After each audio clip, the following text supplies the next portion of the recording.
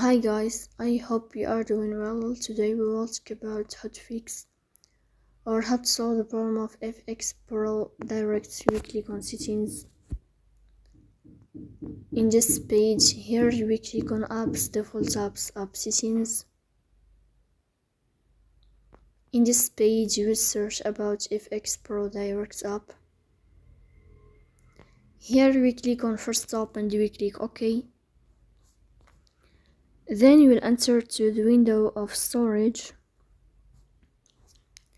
Here we click on clear cache. In the end you will turn off your Wi-Fi and you will wait a moment to turn on your Wi-Fi again to fix that problem. So that's all. Don't forget to support us by like and subscribe. See you next time and thank you for watching and your attention.